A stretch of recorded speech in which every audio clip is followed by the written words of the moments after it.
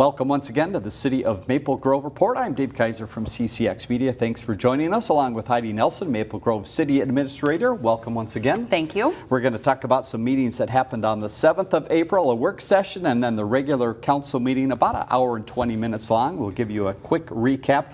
Let's first go to that work session ahead of the council meeting. 2 items discussed, and the first was follow-up regarding city assessing services. Give us some background and insight on the discussion. Yeah, so this is kind of the council's second time talking about assessing services, and this really came to light that the county, Hennepin County, had made a change that previously they had charged cities for providing assessing services, and so cities would have a contract with the county if the county was doing their assessing. And in last year's budget, they eliminated charging cities for that service, and they just rolled it into the county levy. So there are still 8 cities in Hennepin County that are assessed at the city level, Minneapolis, and then 7 other large suburbs. And so the discussion ensued as to what was the plan for those 8 other cities in Hennepin County, and would the county be reimbursing cities for assessing services, or how that was going to work. And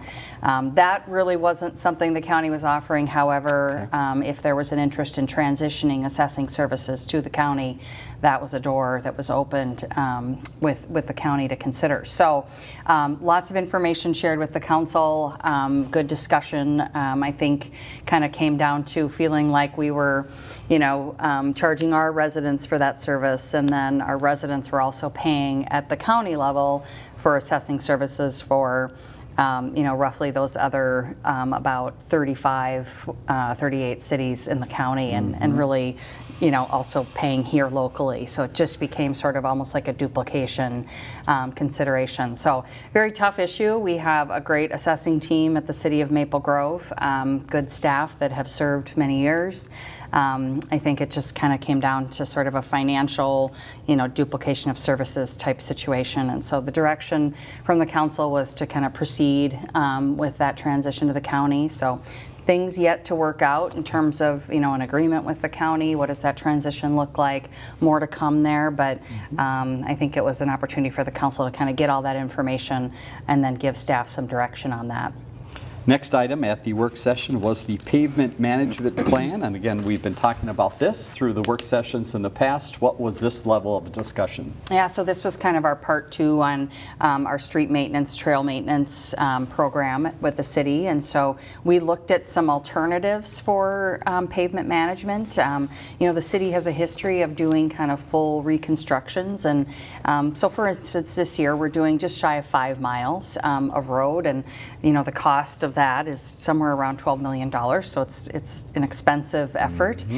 So we looked at options for doing more of a mill and overlay type project, or maybe not a full reconstruction, that type of thing, to see if we couldn't address more miles with kind of the same or less money. And so the council was open to those concepts of maybe shifting gears a little bit about how we're doing pavement management in the city. So we'll be working through that. Not an immediate change, because we have kind of our 5-year plan laid out for street reconstruction, so we'll continue to follow that.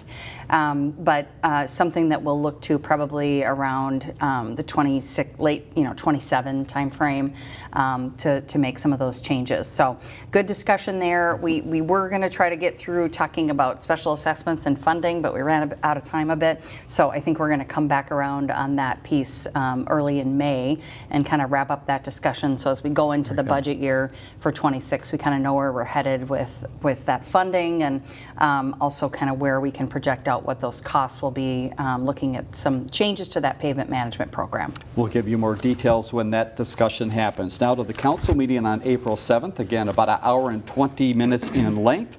One special business item, Fire Chief Oath of Office. A great crowd at the council chambers. Yeah, so we're really pleased to be able to swear in Madison Zickman as our new fire chief here in Maple Grove.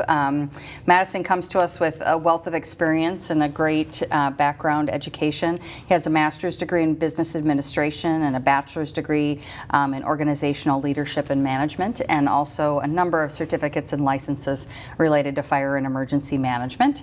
He has 13 years of experience in the paid-on-call and fire leadership roles. So initially with the Spring Lake Park Blaine Mounds View Fire Department, and then most recently was the fire chief in Fridley.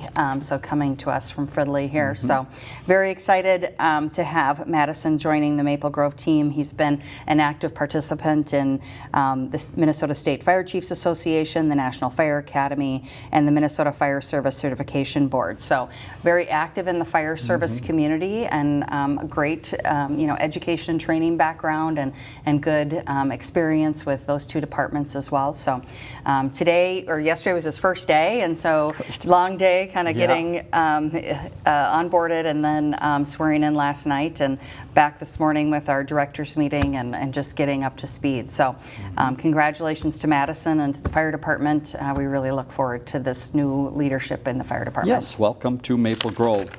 One item under the open forum, discussion about roads once again, and this is Castlewoods Estates. And again, as I understand, this was discussed a little bit earlier in the work session. Yeah, just incidentally. And this is, a known issue to us. It's Dunkirk Lane up on kind of the north side, north of 105th, or what's now Arbor Ridge Parkway, just kind of due east of Holly Lane there. So kind of in that pocket next to 94. Older, large lot, single family neighborhood that doesn't have any services, city water or sewer, very old road. There have been kind of fits and starts with this one, where the neighborhood will get together and want to proceed and put a project together to improve the roads, that type of thing, and then it kind of falls apart if there's not full support. And so today, now, there have been, construction projects like along 105th, further to the east, that have brought utilities closer. And so the feasibility of a project is probably a little bit easier today than it was maybe just 5 years ago. So this was something that staff had talked with the council about, let's try to put together a plan and see if we can't come up with something that's, tolerable to the neighborhood up there. Not inexpensive to go in and, build basically you're building from scratch, a new road, extending, sewer, water. And if you think about it if you were buying a new lot in a subdivision, the utility and infrastructure costs associated with that lot can be $90,000, so it is not an inexpensive improvement to go into a neighborhood that hasn't had any of these services and build out a road and extend sewer and water and those types of things. And so lots to consider here, and some options about, the utilities. I think we feel like it's, they're close, and you kind of want to do all those things at the same time. So there might be some deferment opportunities, those types of things. But good discussion. So we're able to update. This was the Fishers that have lived up there for many years. And so update them. And there'll be more to come there with the council, and a higher level of engagement with the neighborhood to try to find the sweet spot on a project that can work for everybody. Next item on the council meeting on the 7th, public hearings, 3 of them on the 7th. The first related to Omni Brewing, and we're going to mention them a couple times here. And this is the change they're looking to do to one of their licenses. Yeah, so they came forward to change to more of a brew pub, and then an on-sale intoxicating and Sunday sale liquor license. This is, at their Rosemount location. They have a winery there. They make wine, and so they wanted to be able to serve that product up here as well. So they needed to make that change to their liquor license type. So they're not proposing to make a lot of changes to the site right now. Later in the agenda, they rezoned to a PUD that allowed them to go forward and get this different liquor license designation. But eventually, they'll look at maybe making some changes, maybe some increased patio. They need to address parking. They bought the property to the north of them. Maybe some, event space, that type of thing. So more to come on sort of the site itself. But right today, it's just about changing that liquor license type. And then later in the agenda, we get that rezoning done that allows that to happen. Very good. Next public hearing was related to Zanzibar Lane, some right-of-way work here. Yeah, just a cleanup of right-of-way. This one is 8920 Zanzibar Lane. And then we also had another public hearing cleaning up some right-of-way on the old Troy Lane for the Maple Grove Elementary School up there on the northwest side. That construction's going to get underway here, I think, once road restrictions are off. Things moving ahead. Now to community economic development, back to Omni Brewing, and again, remind us what they talked about as far as the property. Yeah, so this is just a rezoning from industrial to a PUD, planned unit development. So in the future, when they come forward with sort of their changes to their site, they'll be able to do that within the PUD, and this allows them to move forward with that change to their liquor license. Next item of discussion was Maple Lakes and Teal Lakes Linear Park Study, and this is related to a grant as well from Hennepin County. Yeah, so this was a grant to kind of really look at that trail corridor that runs through kind of north from downtown up to the neighborhoods to the north there. So just a great little trail corridor that is, used by different, pedestrians, bikers, some of it, to come to downtown, that type of thing, so multimodal. So opportunity to look at that. We did a lot of engagement with trail users to talk about what they love about the trail, what they think could be improved about the trail. So a lot of comments around signage, connecting people to where they're going along the trail, maybe some additional seating that could be provided along the trail for rest areas, that type of thing. So good to have this study done, and it kind of gets wrapped into a report, and then the recommendations we can pull from there and plug those into our CIP as we go forward and look at making some of those improvements that were identified in the report. More to come on that. Next, talk to the EDA. You needed to swear in a few people to that role. Yeah, we missed a couple at the January 6th meeting, so we needed to swing back and get that done. And then just assigning a TIF note out at Arbor Lakes Business Park, building number 6. This is routine when a building is changing their financing or putting new financing in place. Oftentimes that TIF note gets assigned to the bank that's financing the deal. So pretty routine activity there, and that got approved by council or by the EDA that night. One final note here, quick look ahead to the Planning Commission. They've got a canceled meeting and then one later in the month, correct? Yes, so no meeting on April 14th, but they'll come back on the 28th. All right.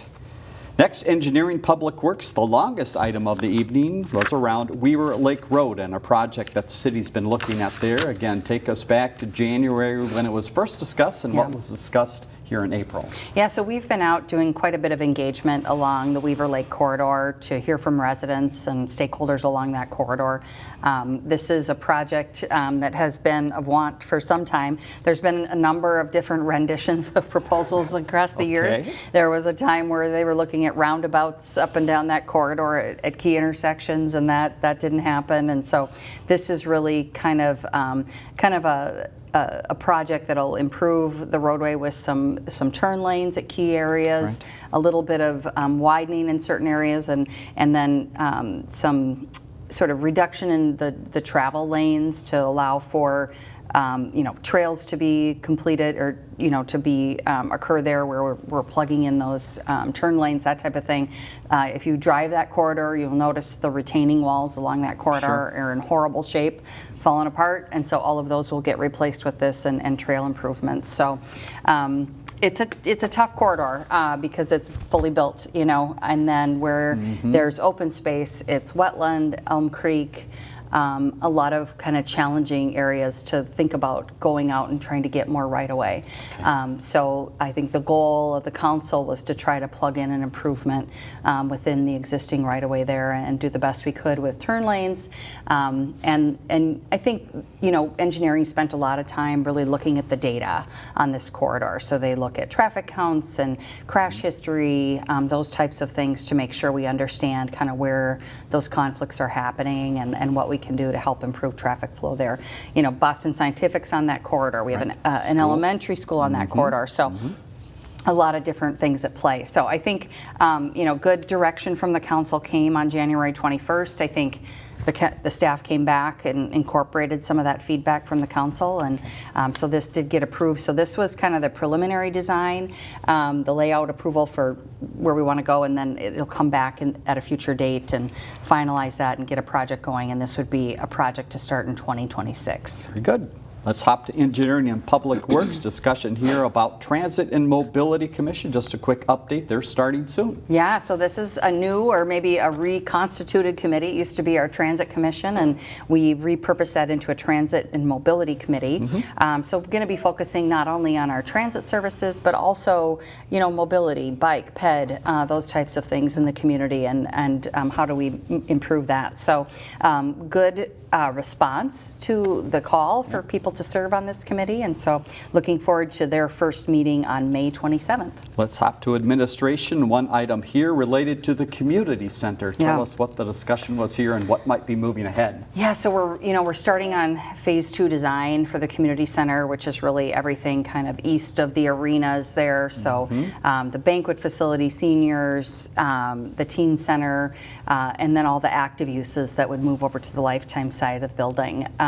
So we really wanted to, as we move forward with this phase 2, really kind of have a good operational plan that comes along with that design. And so, back in 2019, we had initiated a feasibility study with Pros Consulting, and that really looked at a number of things about that project. It reviewed a lot of community engagement that we had done and talked about, what types of things people want to see in the community center, and provided some projections around membership and those types of things. But this next phase would really focus in on this design work that we're doing today and try to really define, provide staff an operational plan. How will it be staffed? What type of programming will be there?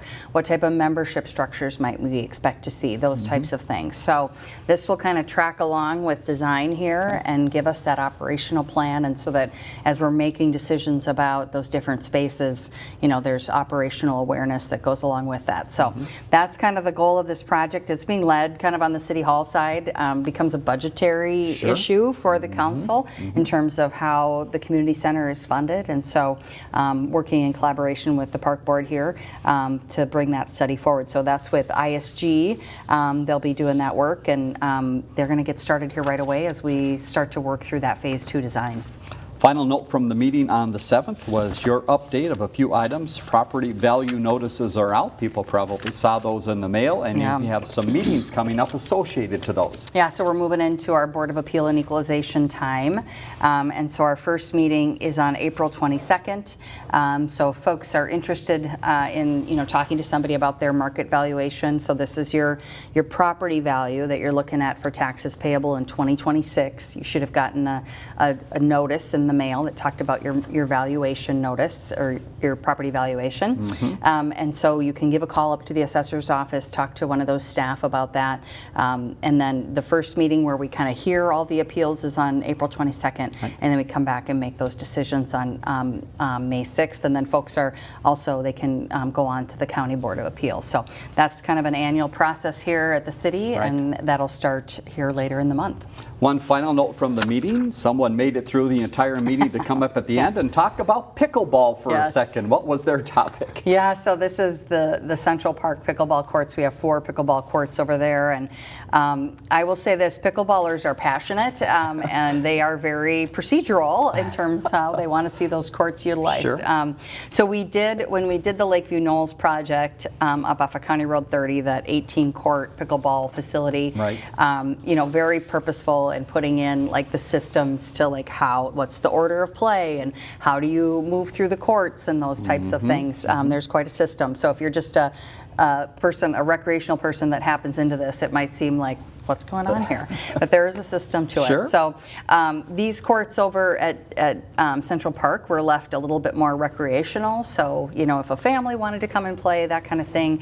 But I think there's probably been some conflicts over there in terms of, whose turn is it now and how long I've been waiting, and this isn't how we do it. We like to rotate through, that type of a thing. So Chuck Stifter was in the audience, our Park and Recreation Director, to hear this. So they'll be following up. Maybe there's a mix to be had there, but it's kind of like there's 2 different, it's the serious pickleball court where we have the system and everybody follows the system, and then maybe the more casual recreational player that shows up with their kids kids and isn't necessarily interested in rotating through, Right. all the gameplay. So Sure. kind of two different levels of play there. So we'll trust the Park and Rec staff to sort that out with those residents. And that wrapped up the meeting on the 7th. Again, an hour and 20 minutes long. Next meeting on the 28th. We'll talk, or 21st. We'll talk more about that in just a second. But now some other notes of what's happening in the city. And you have a big thank you to pass along to residents for helping out with the food drive. Yeah, so this was the food drive hosted by the Maple Grove Fire and Police Departments, and folks came out to Fire Station 2 with their donations. They did have a squad and some fire trucks on display there that folks could tour as well. And all of the food that was donated went to Cross Services, and then Minnesota Food Share provided a monetary match for those donations as well. As we record this, we're in the middle of Severe Weather Awareness Week, and you wanted to make a few mentions and also a heads up for people who see this early of the sirens going off this week. Yeah, so Thursday is tornado drill day throughout the state of Minnesota, so 2 statewide tornado drills, one at 1:45 p.m., one at 6:45 p.m., so you'll hear those sirens, and it's just a good opportunity for you to, remind yourself whether you're in your place of business or at home, what your plan would be if there would be a tornado, and so this is a good time to get ready for that season. Since the beginning of the year, we've talked about job openings at the city on a seasonal basis, and you still want to mention there's still some openings. Yeah, so Parks and Recreation, Streets and Utilities, Facilities, we're always looking for seasonal help there, so encourage people to get out to maplegrovemn.gov. Also full-time opportunities. There were a number of recruitments authorized in our council agenda last night, and so encourage people to always keep an eye on the city website. And then you can sign up through NeoGov to get notified of any jobs, that kind of thing, so encourage people to do that as well. The weather has been on a yo-yo, but I think it's finally time people are getting out and doing something to the yard, and they need a place to take the stuff, and it's now open, the Yardway site. Yeah, so the Yardway site opened in the 1st of April, so that's located off of just 610 and 81 there. Just need you to show your ID to prove you're a Maple Grove resident, and if you are interested in their hours of operation or what types of things they accept, you can visit mgyardwaste.com for that information. Let's talk about Park and Rec programs. A lot of opportunities out there. They're thinking spring and summer at this point, and people can again go to the city's website. Yeah, so registration for summer classes and activities is underway. The full summer activity guide is available on the city website. You can register there on the website or in person at the community center. If you're catching an early run of this program, still time to get to the Indoor Farmers Market. Next time is coming up this week as well. Yeah, so Thursday, April 10th, we have our next Indoor Farmers Market. Hours are 3 to 6 p.m. and I think we're going to be transitioning outside here in the month of May. Back up at Church of the Open Door this year. All right, we'll give you more details as that comes closer. The skaters are going to be out in mass coming up here soon. A great program in the city of Maple Grove. Yeah, this is just a great annual event for the Maple Grove Skating School. So Saturday, April 19th, there are 2 shows for skating fans to choose from, one at 1 p.m. and one at 6 p.m. The students and instructors are excited to share their skills and creativity at the community center. Tickets are available only online, so you'll want to find the details on the city website. But over 100 skaters, and this is the 25th annual skating show put on by the Maple Grove Skating School. So a big year for them this year. Another event with information on the city's website is the Walk to Remember, and again, this is a great annual event in the city. Yeah, so the annual Walk to Remember will be held on Saturday, May 3rd at the Maple Grove Arboretum, home to the Angel of Hope statue. The event runs from 9:15 a.m. to 11:30 a.m. It's really a time to honor those who have lost a loved one and celebrate their lives. A brief program starts the event, followed by the walk around Rice Lake. Attendees complete the 4.5-mile course at their own pace and can turn back at any time if it becomes a little too long. Enough. We encourage people to sign up online by April 16th, and then because you'll get a commemorative t-shirt, so you want to make sure you sign up early. And again, those registration details are available on the city website. Here's another neat opportunity in the city. If you're willing to get your hands a little dirty, you can put people to work to help volunteer to make the city beautiful. Yeah, so one of the highlights, I think, of Maple Grove every year is our boulevard plantings, and we get so many compliments on that. They're just beautiful. And so volunteers are appreciated to help plant the flower beds along Weaver Lake Road and Elm Creek Boulevard. This is Thursday, May 8th along Weaver Lake Road, and then Saturday, May 10th along Elm Creek Boulevard. If you wish to sign up, you can go to the city website, just look for the volunteer opportunities. Hours are 9 a.m. to 1 p.m. Okay. They provide all the necessary supplies and guidance. The plants, the beds are ready to go. So it's a really fun day of planting, and you reap the rewards throughout the summer season, seeing the plants grow. All right, bring along a little muscle and you're set to go. Yes. It seems like a long ways away, Maple Grove Days, but they're talking about one element of it right now, and that's the ambassador program. What can people do? Yeah, so the application process for the Maple Grove Ambassador Program is open. Okay. Right now, they're looking for women who are interested in representing Maple Grove at local and statewide events throughout their year of service. Each ambassador receives a $3,000 scholarship at the end of their year. So I know they've had a lot of interest this year, so we're hoping for a great ambassador year. But you can find their information on, they have a website, the Maple Grove Ambassador Program. Easy to find, just Google that up and you can find out how to apply there. All right, that's not everything happening in the city. One more event coming up, a special one with Arbor Day. Lots of fun going on here. Where's the location and when's that happen? Yeah, so this event is held at the Community Center Saturday, April 26th from noon to 3 p.m. This is hosted by our Arbor Committee here at the City of Maple Grove. Lots of fun educational activities. We have a reptile and amphibian zoo, tree and garden advice, buckthorn and emerald ash borer information, very important as we go into this summer season, kids activities, giveaways.